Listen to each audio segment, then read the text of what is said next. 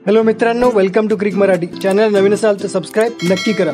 जसप्रीत बुमराह, अर्शदीप सिंग, मोहम्मद सिराज, प्रसिद्ध कृष्णा, इंडियाचे सगळेच फास्ट बॉलर फेल गेलेले आहेत. त्यांचा परफॉर्मन्स खूप जास्त खराब राहिलेला आहे. त्याच्यामुळेच गौतम गंभीर आणि शुभमन गिल यांचं टेन्शन वाढलेलं आहे.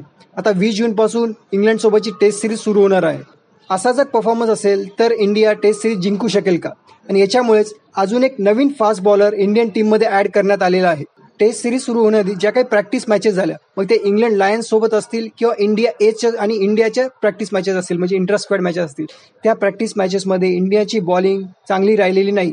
सगळेच सगळेच फास्ट बॉलर त्यांचा परफॉर्मन्स खराब राहिलेला आहे. आणि याच्यामुळेच कॅप्टन शुभमन गिल आणि कोच गौतम गंभीर यांचं टेन्शन वाढलेलं आहे. आणि त्याच्यामुळेच आता एक नवीन प्लेअर टीममध्ये ॲड करण्यात आलेला आहे, आणि तो म्हणजे हर्षित राणा.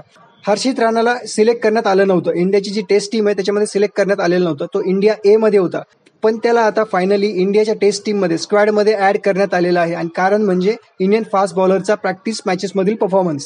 लास्ट टाइम इंडिया 2008 मध्ये इंग्लंडमध्ये टेस्ट सिरीज जिंकला होता. म्हणजे 18 वर्ष झाले इंडिया इंग्लंडमध्ये टेस्ट सिरीज जिंकू शकलेला नाही. आणि जर इंडियाला टेस्ट सिरीज जिंकायची असेल इंग्लंडमध्ये, तर बॉलिंग खूप चालणं खूप जास्त गरजेचं आहे. फास्ट बॉलरचा परफॉर्मन्स खूप जास्त इम्पॉर्टंट आहे. लेट्स होप की प्रॅक्टिस मॅचेसमध्ये जरी परफॉर्मन्स खराब राहिला फास्ट बॉलरचा, तरी जी सिरीज सुरू होईल टेस्ट सिरीज, त्याच्यामध्ये फास्ट बॉलर चांगले परफॉर्मन्स करतील. Let's hope.